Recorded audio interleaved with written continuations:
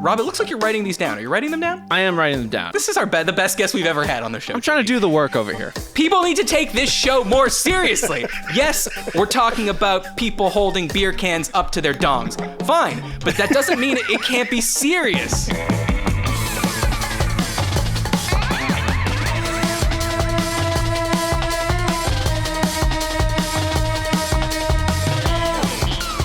Hello and welcome to Is This Good? The show where we boldly, conclusively, and scientifically decide what things in this big wide world are good.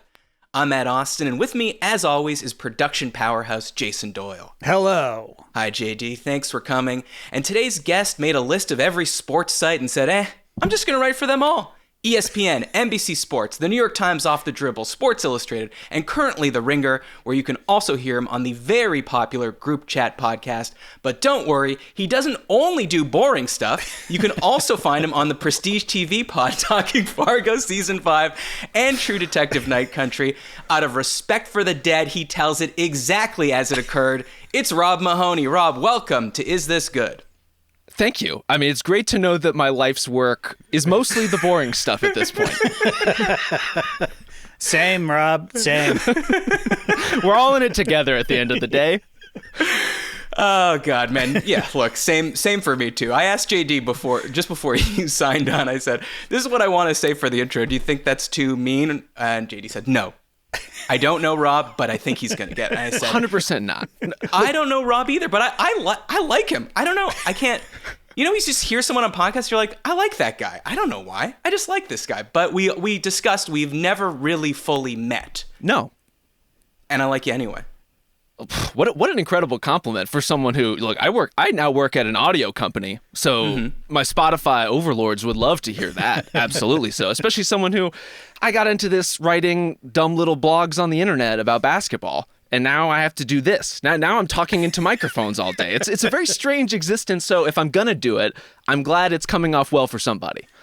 Well, how does that shift go at The Ringer from your clearly hired as a basketball guy, you're writing basketball articles, you're podcasting about basketball, and then what happens? Like, Chris Ryan runs through the office screaming, like, in a panic, does anyone know anything about Noah Hawley's Fargo? And you're like, I do, sir! And then he's like, get him a microphone! It's not so far from that as you might think. Honestly, it is that or the digital version of that. There's definitely, like, trolling the Slacks for who's engaging with the Fargo content or whatnot. But I think people, like, as in any workplace, people get a sense of what you're into and what kind of rings your bell and what you might register with. And so some of that stuff I just get dragged into, but that's the fun part. I mean, to your point about my largely meaningless existence writing about basketball, the pop culture stuff is definitely the recess of my day and my week. I'm so plugged in watching NBA games all the time that I'm like, oh, I get to talk about murder today. This sounds wonderful. Okay, so it's good. It's a nice little fun outlet for Rob at work. But are you in Los Angeles? No, I'm actually in the Bay Area.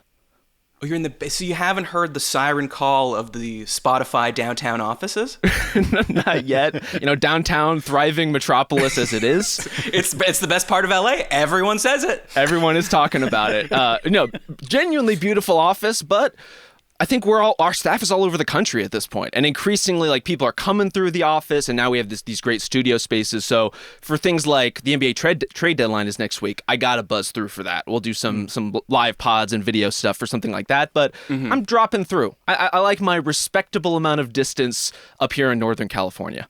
Okay, JD, he's saying, I'll come to LA for the tent pole events. Exactly right. Anything less than a tent pole, he's not hopping on the JSX flight.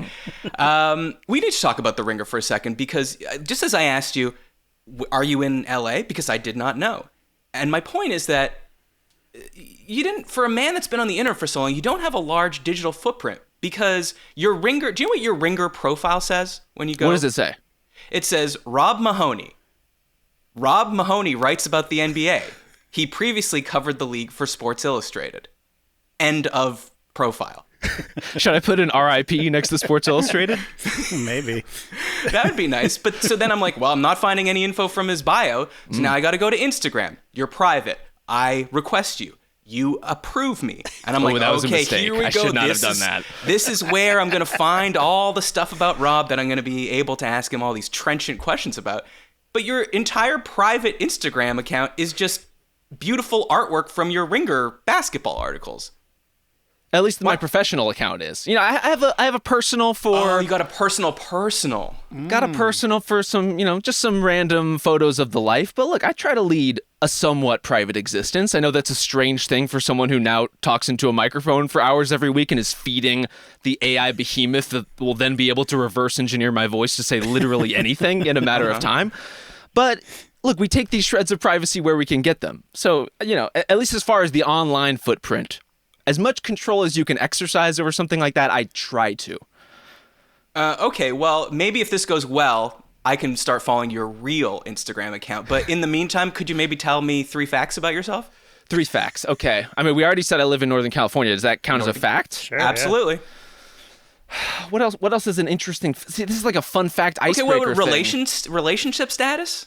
I'm married. Okay. Yeah. Married. Right. Have a dog. Okay. Native Texan. Trying to think of something that is like actually revealing of my character, but I think that's kind of what we're getting into with this sort of is it good exercise. You're going to learn more about me from my opinions on things than I could ever convey to you with some kind of fact, right? Well, I hope so. Otherwise, frankly, this show's gonna suck. Now, not like your all-star show in Indianapolis, which you'll be doing live, which I'm allowing you to talk about because it's not on the same night as JD's all-star show. Yes. I double-checked. Yours is on Saturday day, actually, a matinee, if you will. And JD's is Friday night. Now, whose venue's bigger? Do you see? JD, what's the cap on your room? Well, I know all about Rob's venue because that was the venue we originally. Oh no! Hold on. And then suddenly went poof. I don't know how or why, but yeah, his venue is bigger. Okay. Yeah, he's at the Hi-Fi, I believe. Yes. Right? Yeah, at the Hi-Fi Indie. I mean, I did put language specifically in our contract that they couldn't book any other basketball shows, and specifically not no dunks. There's a budding rivalry we need to acknowledge here, but so it goes. It's precious space out there. Oh yeah, absolutely, especially in Indianapolis. And ours is at the what's it called? White Rabbit. It's a cabaret. A lot of burlesque shows happen there. Oh, so you bring in the pasties? Yeah, absolutely. So Rob's venue is bigger. I saw Rob's show with the group chat people is sold out. JD, yours is a smaller room, so we're sold out. I hesitate to ask, it's sold out? Yeah, we're sold out. Okay, good. Everyone's happy here. Can I get a +1 for that show? Like, can I get an usher behind the rope? I already put you on the list. Oof. I knew doing this pod was really going to pay off for me. This is very important. Thank you. I'm sure just what he wants to do on Friday. Well, honestly, their show's going to be better than the Rising Stars game, so maybe you do want to go to it. Certainly than the celebrity game. So you want to tease what are you doing at this live show? Is it same boring basketball talk? Well, here's the thing. I would think if you're already in Indianapolis for All-Star Weekend, boring basketball talk is what you're after. That's really the sweet stuff of that experience. It's sad, yeah, but that's 100% true. When we used to do live shows at All-Star, in my head I'd be like, because when you listen to a live podcast, it's different you feel more pressure to be funny, is what I'm trying to say. You feel more pressure to get a laugh from the crowd, because if you're just reciting basketball reference stats, then you hear a silence go over the crowd and you're wondering, is anyone being present? Is anyone hooking into this? Are people enjoying it? But when people are laughing, hey, that's a real emotion that I just forced out of these basketball weirdos. So do you have to talk and be like, hey guys, like, we going to work on some bits for the show or what? There are some bits for the show. I think there's an understanding that you got to do some bits. You got to do some stuff that's a little beyond the pale of what might appear on a podcast. You want the true live show experience, meaning if you weren't there, you're going to hear some shred of something you missed out on, and you will never hear the original audio of it. You'll just know that this thing happened and you missed it. So that way, we got to lay the breadcrumbs for the next live show. We're already thinking about selling tickets for whatever the next thing is. Yeah. Whatever the next tempo is. So you won't be releasing this audio in your feed? If we do, all the juicy stuff's going to have to be cut out. All the real, yes, good. dirt on the industry, all of us shitting on all the other NBA writers and podcasters out there. You're not going to get the good stuff. So you have to come to the live show for that. But unfortunately, it's sold out. I hope the resale market can accommodate whoever it is that still wants to come. Okay, go to their live show where they'll really go after Nate Duncan. Okay, that won't be making the recorded version. All right, some quick housekeeping. If you'd like to support the show, go to patreon.com/isthisgood. You'll get ad-free episodes, access to our thriving community on Discord, and you'll get an exclusive episode every month and more. Rob, this is one thing you don't know about. You work for a company, so you don't have to pitch to things in your show. But when you're an independent podcaster such as ourselves, you got to do this. So thank you for playing along here. Are you just high-roading me because I work for a company? Hey, JD, look at this guy we have on, working for a company. Big time Rob here, working at a big company. Getting direct deposits monthly or weekly, whichever one it is. I always forget. I mean, we're Swedish. Doesn't that mean anything? Like, don't we have some kind of moral ground to stand on? I got to find a shred of something here, a bit of dignity in this. I'm sure they have wonderful paternity leave. Genuinely do. Okay, yeah. Great. And everyone always talks about going to Sweden once, and I don't know what they do there. I don't know what kind of sick rituals they put you through in a sauna. Wait, did you go to Sweden? I did. For exactly this thing. And let me tell you, there were some sick rituals in a sauna. I just picture it as, I don't know if Midsommar was in Sweden, but I just picture it as that. You're in a bear costume, flames approaching. Why do I have to be the bad guy in the bear costume? The greatest villain in modern movie history, that guy. Horrible. Okay, fine. I was just picturing Rob with flowers in his hair. That's it. See? That's all I'm asking for. Yeah. Okay, Justin Verrier's in the bear costume. Is that no doubt? Without a doubt. You feel better about that? Yes. All right. Please send topics for future shows to isthisgoodpod@gmail.com. Subscribe on YouTube. Leave a review on Apple Podcasts. All right, Rob, this is where the show actually starts. None of that was recorded. The premise is very simple. I'm going to give you a topic. You tell me if it's good.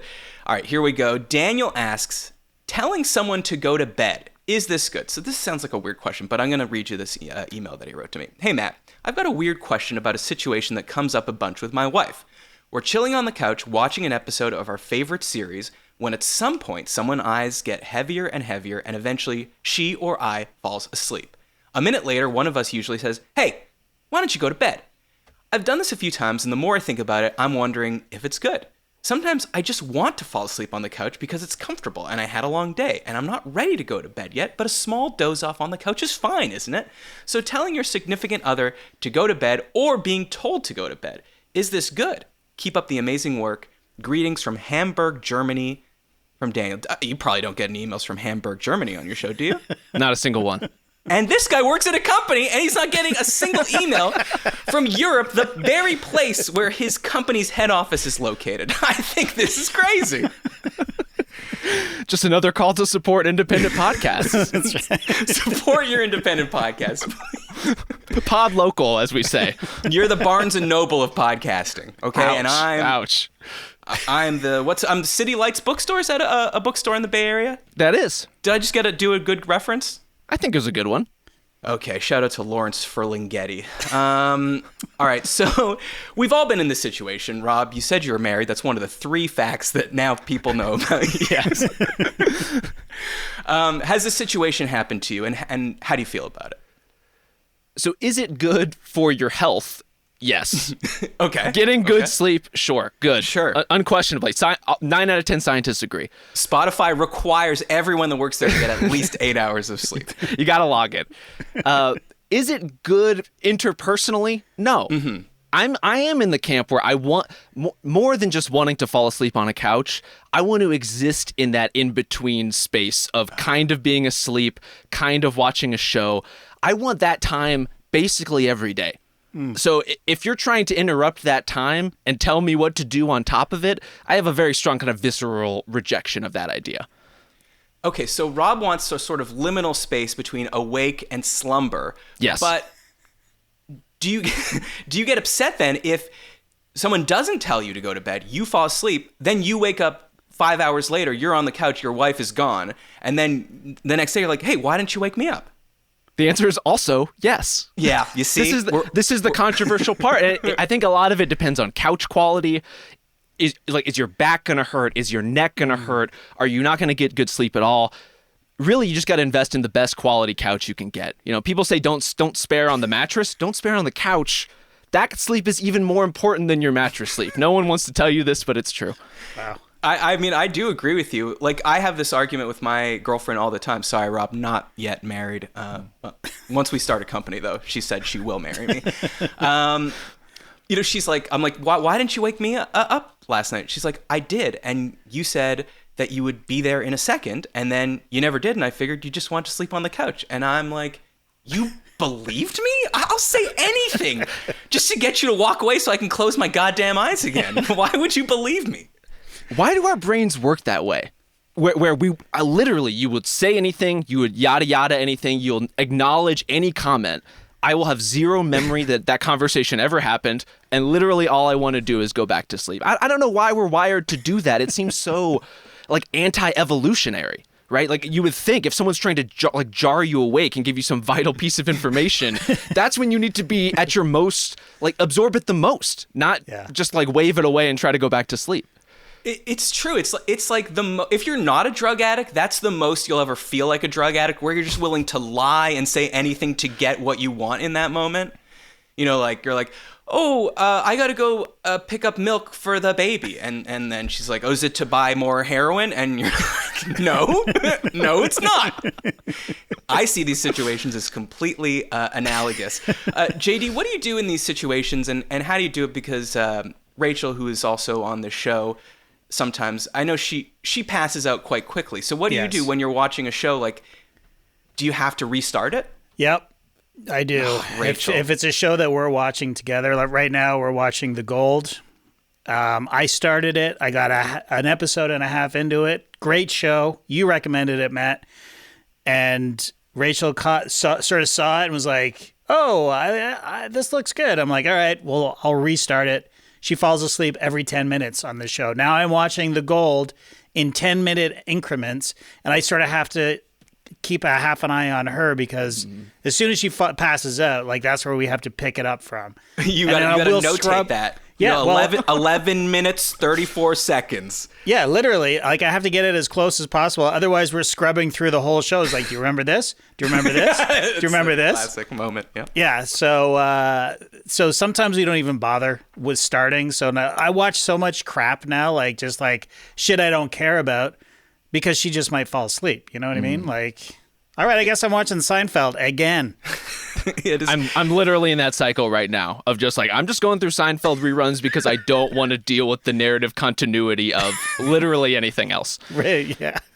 What about the opposite problem, Rob? Do you ever have this where it's like your wife wants to go to bed and then you don't, but you're not, it's not because you're sleeping on the couch. It's because you're like, I don't know, I'm not tired, want to stay up. And, technically that's legal. But I find... Depends on what state you're in, I guess. Yeah. It depends on what state you're in. We're in the great state of California. I find it like... It gets a bad reaction. It gets a... okay, yeah.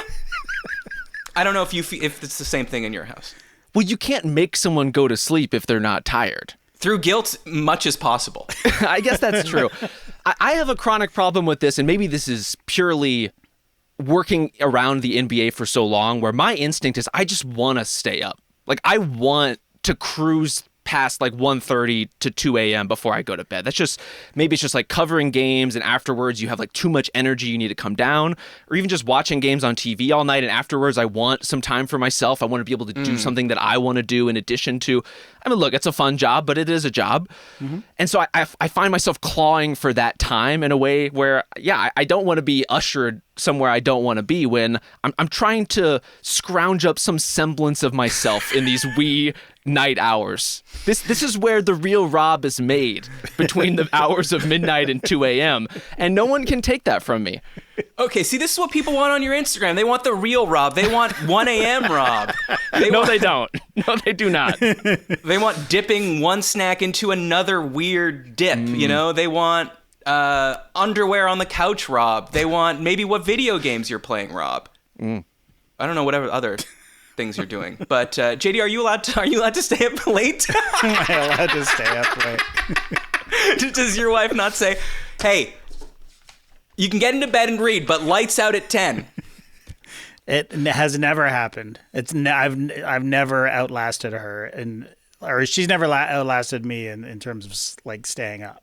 So you're harmonizing. And she'll sleep on the couch until I tell her, "Hey, we're going upstairs." Yeah. Well, plus you have the cheat code, it sounds like, which is put on an episode of The Gold, and then you got all the time you could ever want. I got a whole other family down the street. I just put on The Gold, and I go home to them every night. Falls asleep to a variety of British accents. Okay, there's not just once. There's high class, low class. That's the beauty of the show. What about a bedtime routine, Rob? Something to get you in the mood to go to sleep. Are you doing anything? Meditation? Do you leave your phone in a different room? Anything like that? See, you're asking the person with maybe the worst sleep hygiene on the planet. I wish I had these things. Like I really am a chronic. I need background noise, and white noise doesn't cut it. So for me, it has to be a TV show or a movie running in the background where I'm falling asleep on the couch. I'll throw on a podcast, maybe something soothing, but honestly, it doesn't even have to be. I'm at the point where I just need the noise and I need the distraction to get out of my own head. But I've entered a weird space in my life where when I try to go to bed, I have a very hard time falling asleep.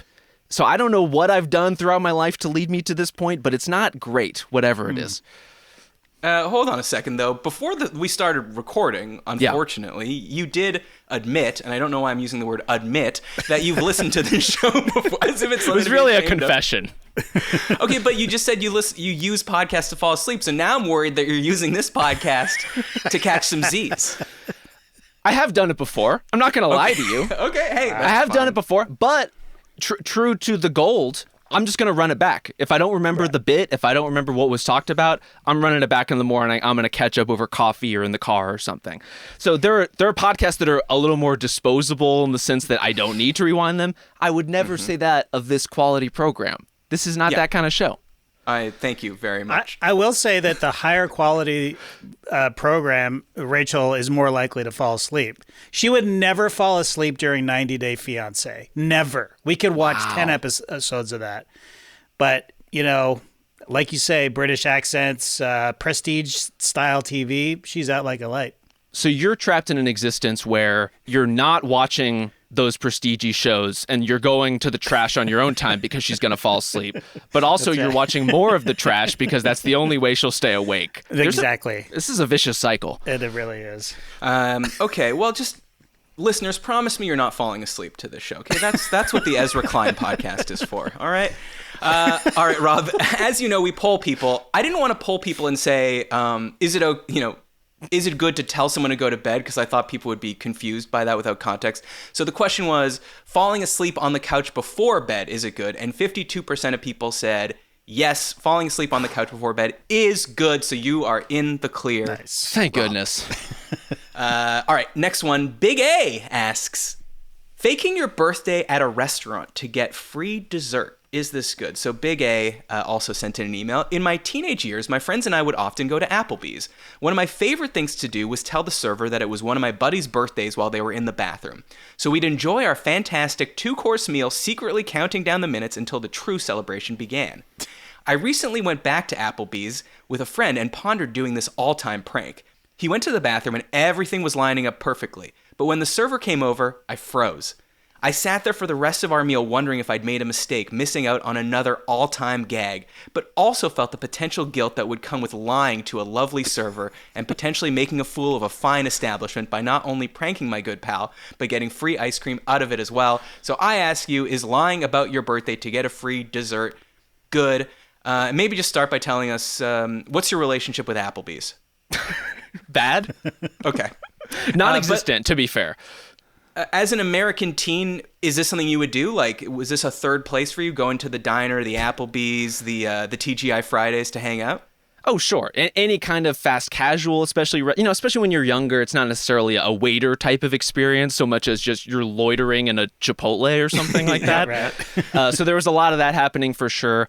I can't say I've been to Applebee's specifically more than maybe 2 or 3 times in my life. And my memory of going to Applebee's is something specific, like I was trying to watch an NFL game that was on a channel I literally did not have, and this was the place I could get in to see it. That kind of thing. Right. Okay, perfect. So then I have to ask, do you have the nerve to pull off this prank?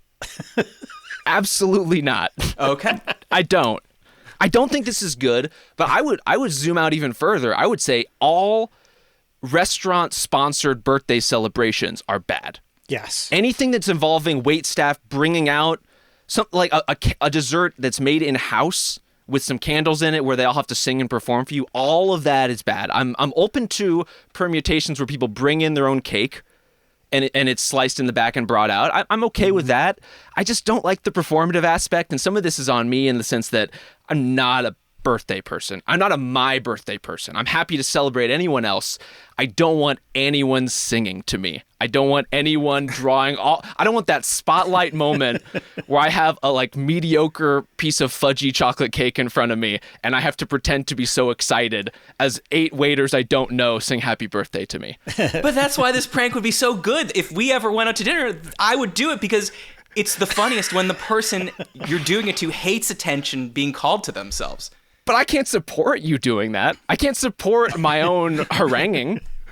No, of course not. I don't know, we're not even talking about the person that lies about their own birthday to get a free dessert. Oh, that's that person. That's psychotic behavior. That's Yes. plain and simple. Yeah. Garbage human. But as much fun as I would have doing this to you, Rob, I have to agree. I don't think this is good. I'm not a prank guy, even though this is pretty harmless as far as pranks go. I mean, at Applebee's, is it a victimless crime, though? Because you are forcing people to sing to you. Yes. And I think the corporation element makes you think it's a victimless crime. Like, Applebee's isn't missing the one scoop of ice cream they're going to give to this person. Right. Mm-hmm. But yeah, you're taking time out of those people's already stressful workday to do what? To sing on someone's birthday that is not even happening. I can't support it. JD, I think we've talked about on the show before how you did work at an East Side Mario's. Rob, don't worry, you don't know what that is. It's Canadian. I do know what that is. Oh, you do? Why do you know what that is? There was one in my hometown in Texas for some reason. It must have gone international. They're international. Fuck, South Side Mario's? We called it Mario's, but you called it East Side Mario's. Deep South Mario's is what we called it.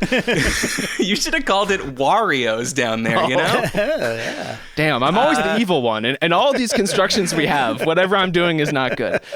Okay, so was that a popular spot in America? It closed down pretty quickly, if I'm being honest. So it didn't click. They don't like our stuff, JD. In the meantime, we have a Canadian chain called Boston Pizza. So, figure that out. I don't know. But you worked at this place, JD, and so you would have to sing.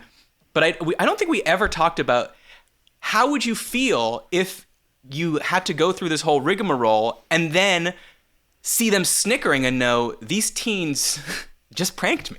Oh, definitely happened a lot, and I didn't care. Absolutely didn't care. Okay. It was, what you're doing is you're adding stress to the person's life, right? Because the most stressful thing is to go around and get your coworkers, hey, I got a birthday at table 25, let's go. And everybody sort of has to drop what they're doing and sing happy birthday. So it's annoying in and of itself. So if it's fake or real, it doesn't matter. As soon as they say, hey, it's my brother's birthday or whatever, and you're like, fuck, all right, fine. Wait, but then wouldn't it matter? Because you're saying you hated doing it. So if people weren't lying, you would have had to do it less. I know, but it's just like, at least you had the rigmarole, like, you could get people to do it and whatever. The worst thing that happened, I think I've talked about this on the show before, is somebody said, probably from Sweden, no offense, Rob. Wow. Just shots on shots on shots today. They're like, well, it was a Canadian guy with a Swedish person who was like, hey, this person is their first time in Canada. You got a song for that? Because I had just done a birthday at another table. It's like, no, I don't have a fucking song like a Welcome to Canada song. That's not a thing. But we still did it anyways because it was like, all right, well, he wants something. But that was stressful. And I'm sure it was reflected in the tip. Yeah, big time. What I'm learning is if you are working in the service industry, you want to find that sweet spot of somewhere that's not so nice people are coming for birthdays all the time earnestly, and not in the range of Applebee's where people are coming for bit birthdays on top of regular birthdays. Like, I don't know what the middle ground is there, but you got to find it. Yeah, exactly. Well, JD, what about saying, like I say to you, we don't know each other. We're doing a role play. And I'm meeting with my friend Rob. He goes to the bathroom, and I say, it's my buddy's birthday. Could you bring him some cake? And then you say, sure. I need to see his ID. Oh, interesting. Because, like, Starbucks gives you a free coffee on your birthday. They're not just trusting you. So other corporations are doing it. Why can't Applebee's or Eastside Wario's also just ask for ID? Well, I mean, try it. It's not going to go over well. And then you look at it and you're like, older than I thought, ma'am. But yeah, no, okay. So am I clear, Rob, on this, that in general, not a prank guy? Not a prank guy. I'm no George Clooney. It's just not something I'm into. Oh, boy, did we have fun on set, though. Boy, did we have fun. I am also not a prank guy. I was reminded when I was thinking about this of the one time I was involved in a prank. Okay, let me just preface by saying this is also the reason I've never been in a fight. I mean, there's many reasons, but one reason is I am convinced that the one time I get into a fight, I'm going to push someone who is somehow smaller than me. They're going to move backwards, trip on a carpet, fall backwards, crack their head, bleed out, and I'm doing time upstate. I know it. The first time I push someone, that's what's going to happen. I'm very eager to hear how this relates to like a birthday prank. I want to see you walk this through. I'm saying people that ask for free desserts should be criminal. No, so summer camp, this guy in our bunk was out canoeing, and we were all in the bunk, and someone said, hey, wouldn't it be funny if we took all of Dave's stuff and put it in the field, but like not just threw it out there, like set up his entire bunk situation, the bed, the dresser drawer, the trunk, but just set it up in the field outside the bunk. And we were all like, I mean, obviously had nothing else to do, so we were like, what a genius idea. So we all like lug this shit outside, and we're standing there waiting, like behind a tree, like, oh my God, this is gonna be so good. He comes back, he like sort of, cocks his head. As he gets closer, he realizes, hey, that's all my stuff out there. Then we pop out, we start dying laughing. He starts crying, okay? Then he looks right at me. There's like 10 other people there, and goes, I thought you were my friend. And I was like, we all did it. Why? And he goes, but you know better, man. Oh. And then I was like, is this a prank on me now, where they like convinced me to put all his shit outside so that I would feel like shit? Anyways, he ran off. I had to run after him being like, I'm so sorry. It was just an idea. It was just an idea. Well, now we're getting upset about ideas? Anyways, that's why I don't like pranks. And that's also why I don't fight anyone. You got to know who you're pranking. You got to know that they can take it in the spirit it's intended. That's for sure. That is for sure. So, Rob, 53% of people said faking your birthday to get a free dessert is not good. It's good that the majority of people said that, but 53%. That's too low. Too low. Wow. Just an indictment of us as a world, as a country, as a people. Like, we're better than that. Yeah, but let's be honest. Your group chat audience would have probably said like 80%.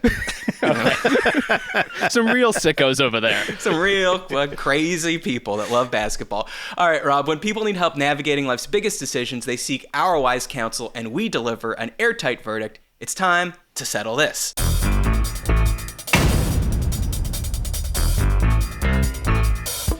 All right, let me read you this email, Rob, so we can help this person out. Hello!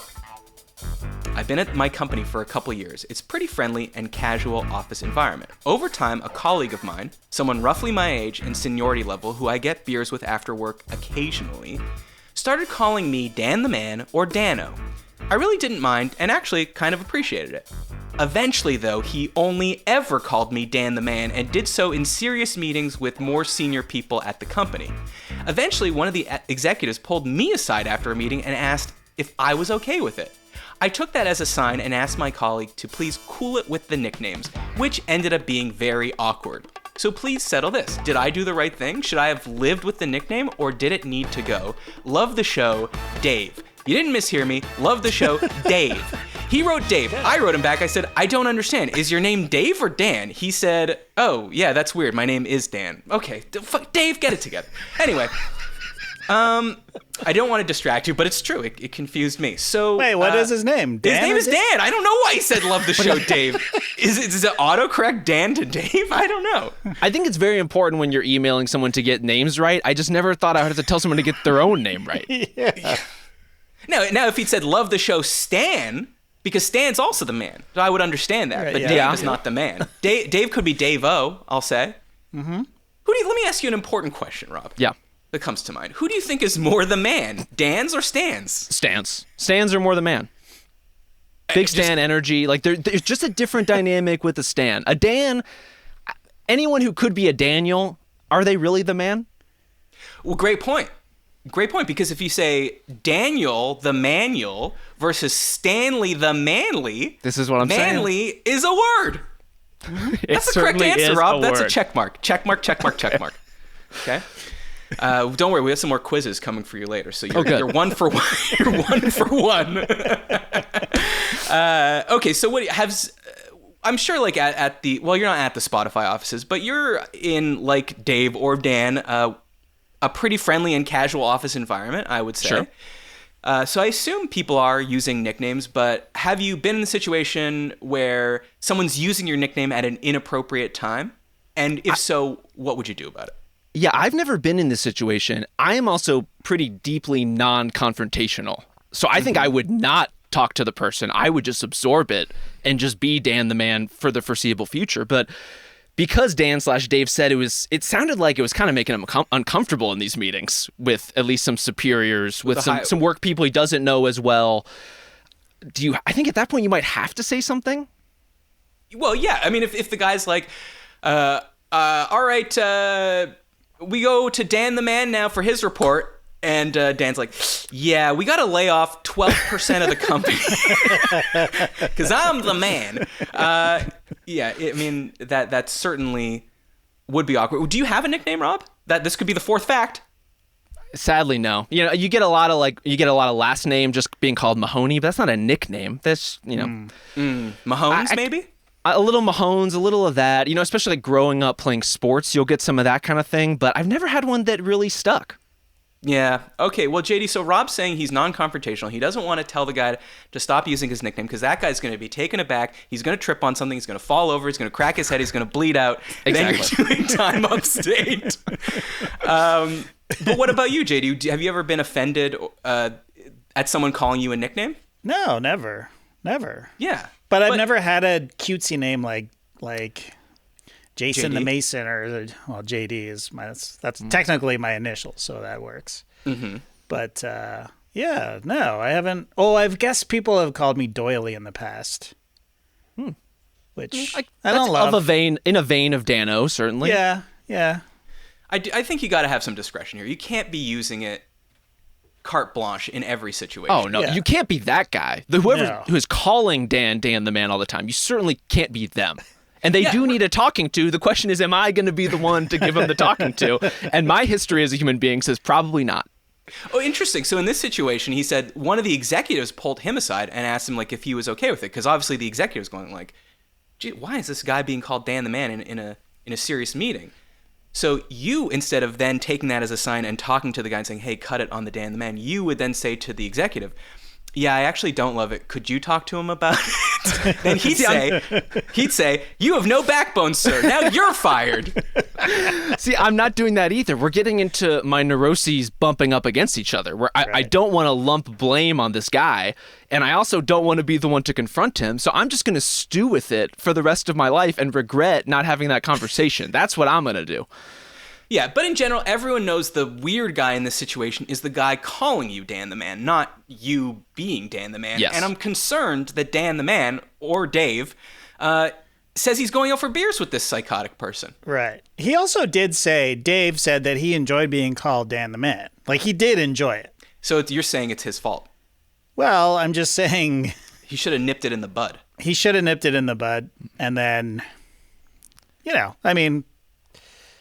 But But if someone calls you Dan the Man over beers, I wouldn't necessarily assume they're going to call me that in the middle of a meeting as I'm presenting how many people we need to lay off, right? Like, yeah, that's fair. That's fair. But can we also admit that when you meet someone named Stan, it's hard not to say Stan the Man? It's true. I haven't read any of the scientific literature, but I do believe there's part of our brain that makes us say that. I don't have any and it makes you, as a Stan, the man. Like, that's nominative determinism right there. You become the man if your name's Stan. And you know what? Big come up for the name Stan, because now we're standing things. You know what I'm saying? So we could Stan the Man. I thought you were going with the Stanley Cup situation. That thing. Oh, yeah. I don't even know how to wrap my arms around that. Speaking of like internet fires that you walk into and you're like, I don't understand any of this backstory or lore, but there's something going on here that is so far beyond me. Whatever's happening with the Stanley Cup is that for me. Yeah. If you don't like this episode, you think it's a little incoherent, it's because I do have lead poisoning from my Stanley Cup. Rob can't say that due to libel defamation rules that Spotify has, but I will say, be brave enough to say that Stanley Cups cause cancer. I'll say that here. I'll say it now. So the power of an independent press. No, just kidding. That's a joke. All right, Rob, not everyone is going to agree with everything you say, but sometimes you have to stand alone on the edge of popular consensus. It's time for Unpopular Opinions.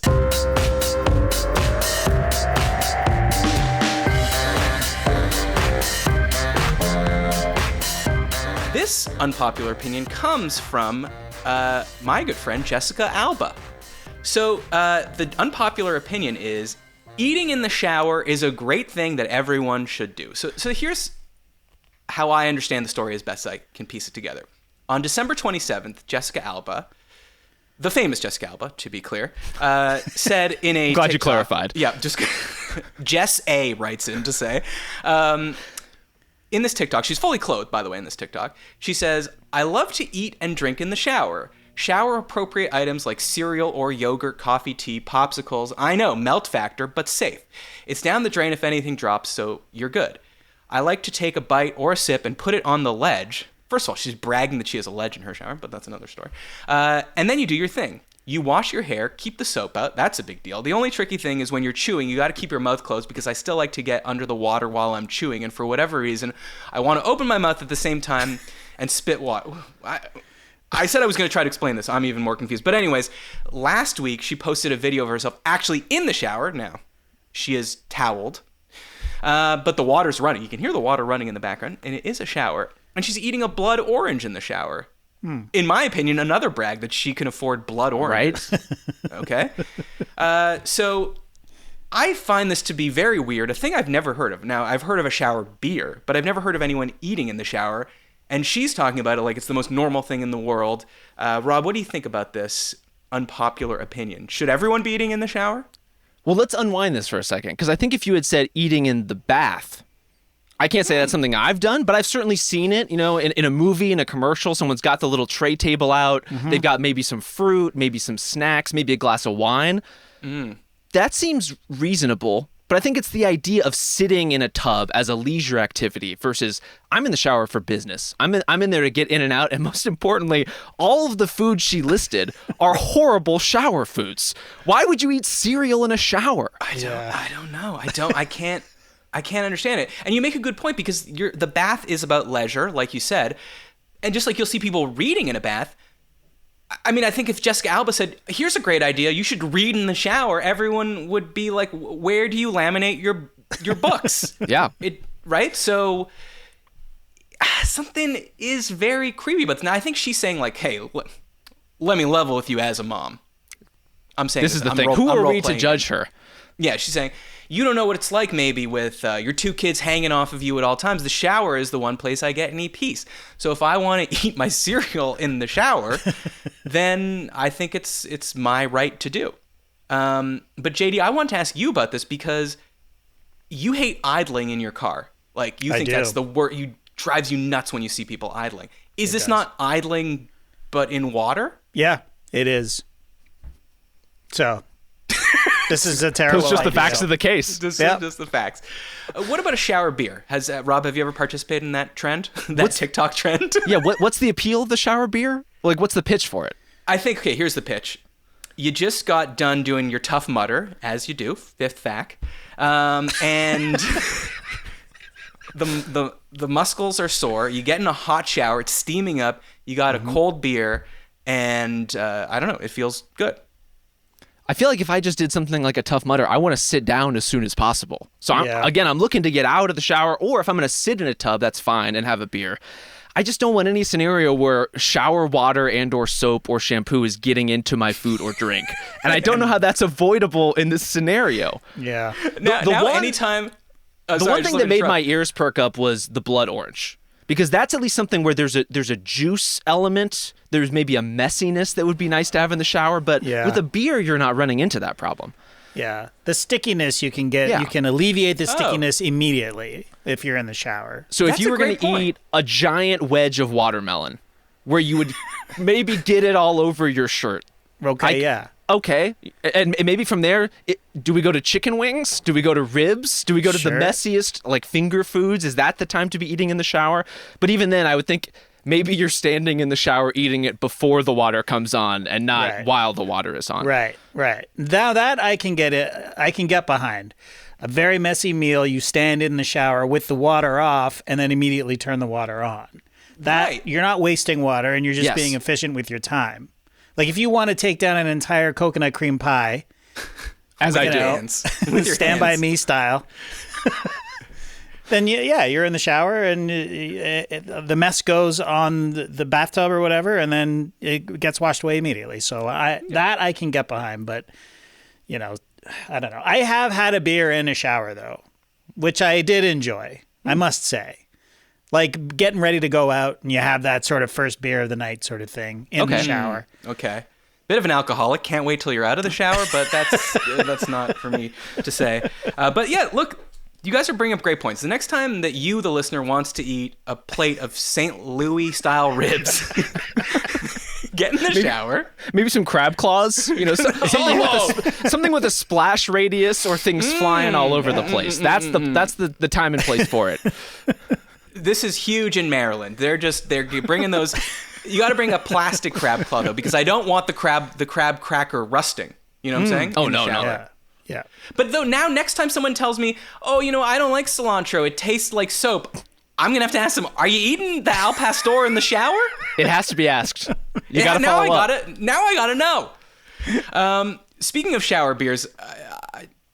I was reading an article because I wanted to. Robbie asked me, "Well, what's the appeal of it?" So I was reading because I was reading a thing that was amalgamating a bunch of scientific studies as to why a shower beer might be so pleasurable. And then there was a line. It's like, it's so popular. There's even online groups dedicated to shower beers. And so I clicked on it thinking it was going to be like a forum of people being like, this is the best beer to drink in the shower, or this has a hint of honey and therefore blah, blah, blah. But it was unfortunately just a Reddit channel of men holding cans of beers to their penis in the shower. Some of them tall cans, which impressive. But that was just something unfortunate that happened to me. But I will send you the link. It seems like maybe a misunderstanding of the intent on whoever linked that thing out. Yeah. Because I thought they're talking about scientific studies. I'm safe from pornography here. But look, pornography is everywhere. The right's right on that. Now we come to the second quiz that I warned you about, Rob, because we don't. Now you've listened to the show. We normally do a quiz at the very end of the show. Right. Subjective trivia. Subjective trivia, yes. But I couldn't resist because I happened to come across online Family Feud with the great Steve Harvey did this on the show. Top 6 things people do in the shower besides washing. And I cannot help but ask you and JD to go at it and try to get the top 6 things. We polled 100 Americans. Name the top 6 things people do in the shower besides washing. And I'm going to give you one because it's a real technicality, Mr. Harvey. Number 3 is wash your hair. That is literally washing. Yeah. Yeah. I know, I guess they said besides washing your body, but come on, a real technicality. So you only have to guess 5 things people do in the shower besides washing. Shout them out if you can think of one. This is Family Feud. This was on the Family Feud. Yeah. Yes. When I read you the answers, you will know, yes, this is Steve Harvey's Family Feud. How washing adjacent can we be? Like, is shaving eligible? Yep. Number 2. You got it. Shaving, okay.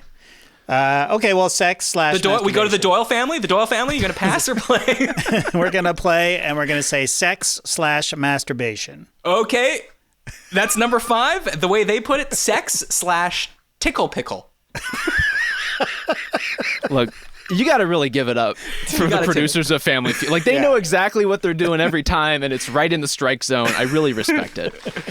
Okay, think of another hygienic thing that sometimes people do in the shower. Like, it's normally done outside the shower, but some people will do it inside the shower. Urinate. Not what I was not a hygienic thing in my opinion, but hey, yep, you just got number 4, whiz / dump. Dump. Okay, what? I don't know. Whiz / dump. That's what it says. Wow. Also, if you're urinating and eating in the shower, we got problems. You gotta pick one. Jessica, you gotta let us know what else are you doing in the shower before we judge your habits. Okay, so you're missing number 1. It's the most common thing people talk about when they do it. Like, do you do X in the shower? It's got to be singing.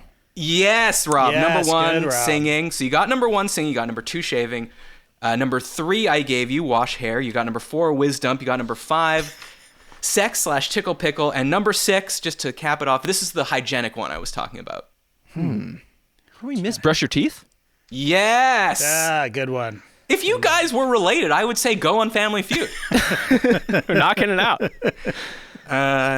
Okay, but you're not related, just to be clear on that? Not that I know of. Oh, But okay. I haven't grown out the beard to JD's length. Maybe there's an uncanny resemblance I don't know about. Hell yeah. JD, now there's one more thing they didn't mention, which is laundry. And correct me if I'm wrong, did you not tell me that you used to shower in your work uniform? Yes, when I worked at Eastside Mario's, I would. At night, if I was out like drinking, we would just stay in our uniforms, and then when we would have to work the next morning, and so we would just get home. I would shower in my uniform, and then hang it up, and then it would be ready, and I would wear it to work the next day. Very efficient. Very efficient. That makes sense. Interesting. Well, I have another unpopular opinion here, but we really just covered it now that I think about it. It was, we need to stop worrying about people doing weird or cringe things if they're not hurting anyone. And, well, we all know where we stand on that. Hey, here's Isn't another that funny... literally the purview of this show? To worry about weird and cringe things people are doing? Yeah, exactly. Well, the idea that like if something's not hurting someone, that it's okay is really weird to me. That's like sort of like saying if something's not illegal, it's okay to do. You know? There's so a difference yelling between at someone's being- not yeah. illegal, but like should you like yelling at the waiter is not illegal, but you should you do it? No, you shouldn't do it. So if someone at the gym is filming themselves and starts yelling at you because you walk through their frame when you're just trying to do those fireman carry, you know, like, yeah, we should be annoyed at these people that are filming themselves everywhere. It's totally fine. Look, we Judge get it. away. You work out. Yeah, you're citing specific routines now. I don't like the kind of privilege that you're flexing right now. Well, you're telling me you don't work out? I'm not lifting weight. I'm not doing fireman carries. Okay, boy, you look like you work out. You got a very angular jaw for someone that doesn't Wow. lift anything. I'll take that. Is that what the fireman carry does? It really I works don't on the know. jaw? I was trying to come up with the name for, you know, when people do lunges, but instead of just standing in place, you lunge, and then you lunge, and then you lunge, so it's like you're walking forward. Isn't that just literally lunging? I think they're lunges. No, because to me, Or walking lunges? a walking lunge. I mean, that's a good name for it. Wow, we're Yeah. coming up with a lot of great stuff here. But Rob, there's only one thing left to do, and as you know, it's play subjective trivia.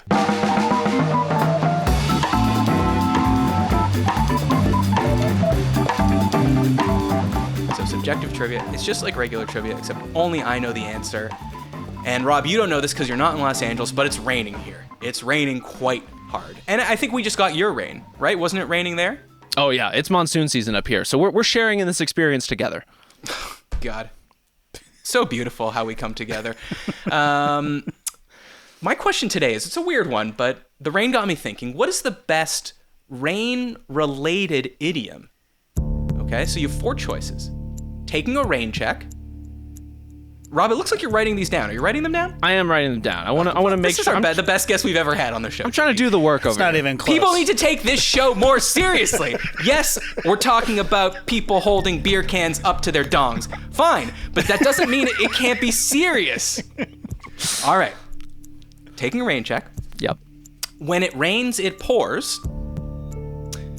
Save it for a rainy day.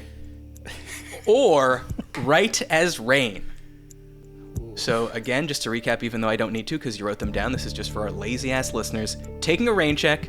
When it rains, it pours. Save it for a rainy day. Write as rain. Now, normally, sometimes with subjective trivia, I'm like, I have to force myself to like pretend I feel strongly about an answer. Today, I feel very strongly about this answer.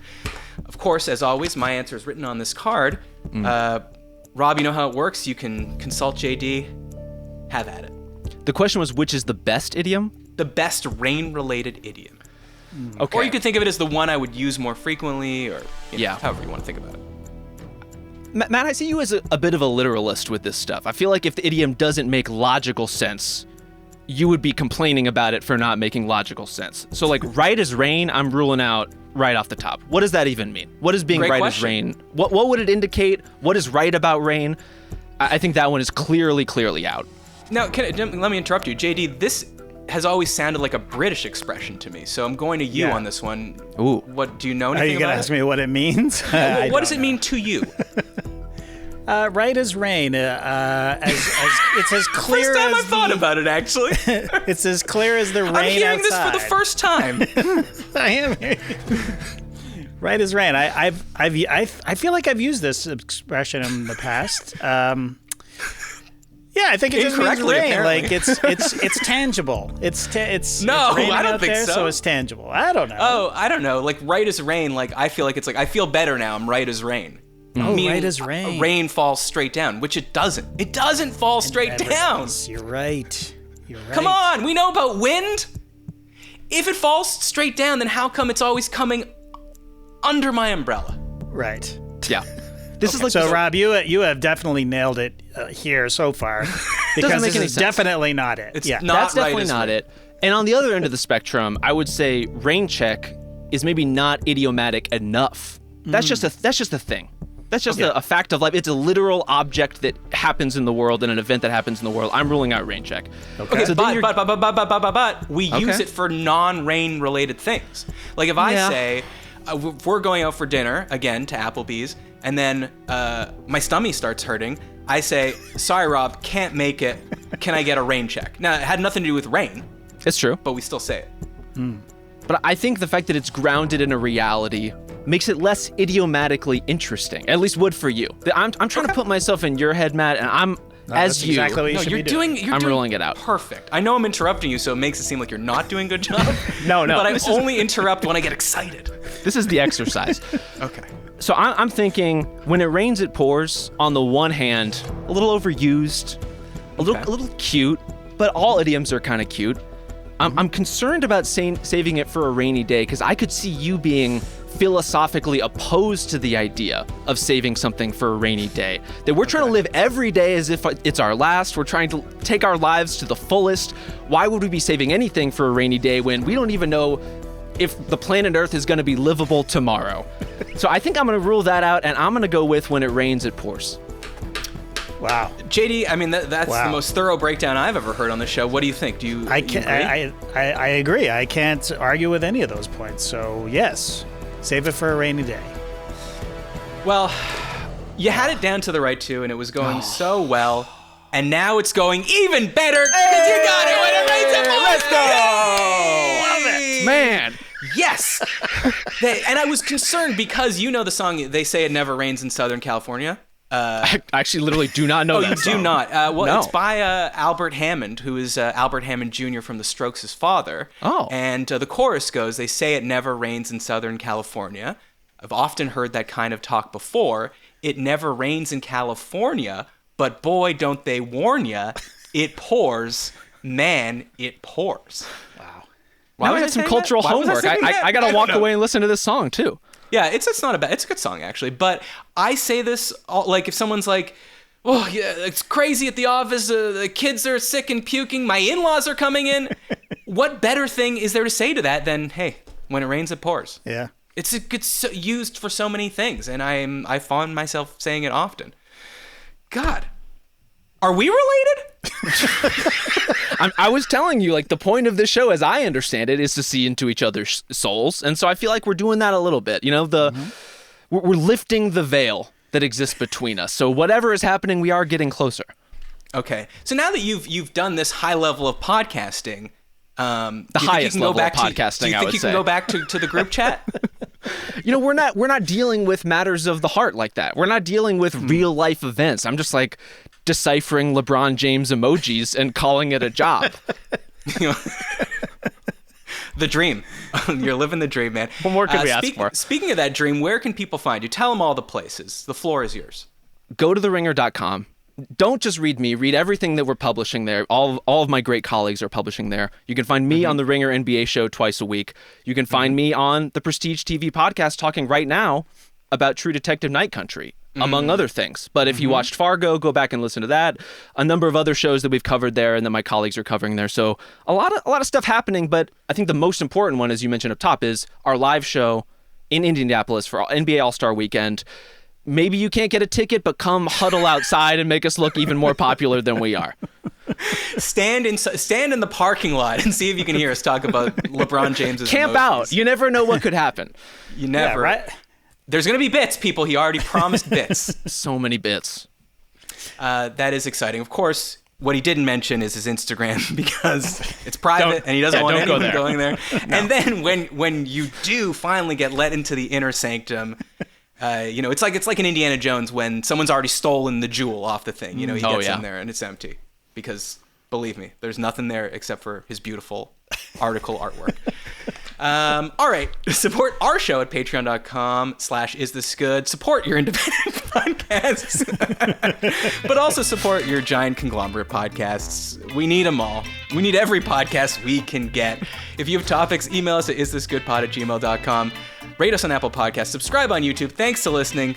Thanks to Rob so much for coming on and being not just a good sport when I told him that his life's work is boring, but taking this show as seriously as I always believe it should be. Thanks in advance for leaving a 5-star review for everyone. I'm Matt Austin, and this was good. See you next week.